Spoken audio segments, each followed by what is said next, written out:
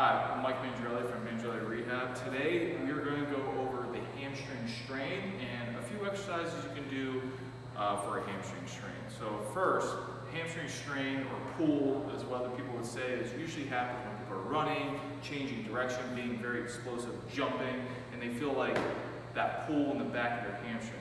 So essentially what happens is your muscle is together, it gets pulled and strains. Now it has to scar down and heal again.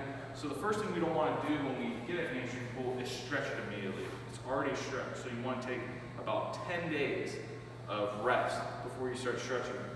So for the first exercise we can do is we can work on things outside the hamstring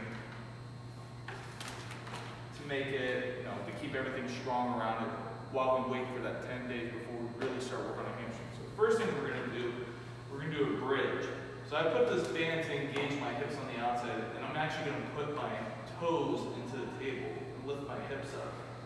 By doing that, I engage my glutes more than my hamstrings, so I keep my glutes nice and activated.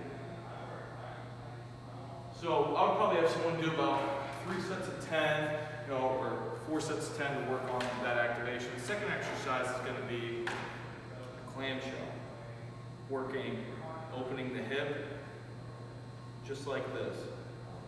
During that first 10 days, you can do anything laterally working because it's not going to affect the hamstring. So same concept, I would do both sides. And then the last thing I would do, I would add just a sideline hip adduction.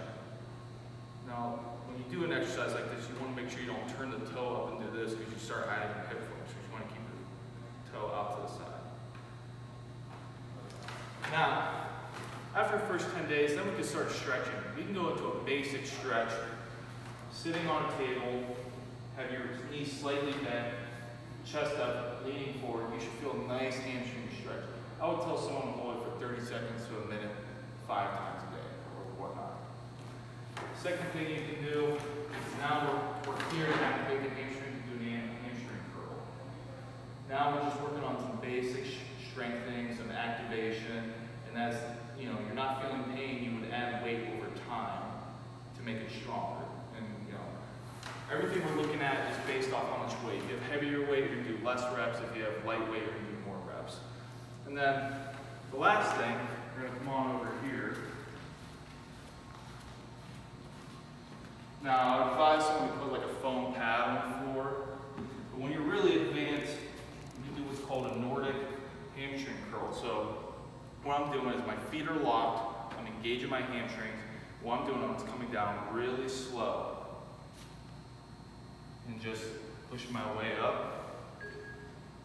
If any of you guys know who Tyreek Hill is, plays wide receiver for the Chiefs, his hamstrings are so strong that he can go all the way down and come back up. So that's the goal for those guys, because those guys have chronic hamstring pulls. If you're just wanting to work on getting hamstring strength, this is a phenomenal exercise you can do. So with that, give you some basics on the hamstring strain and pull, some basic exercises you can work on, and thanks for tuning in.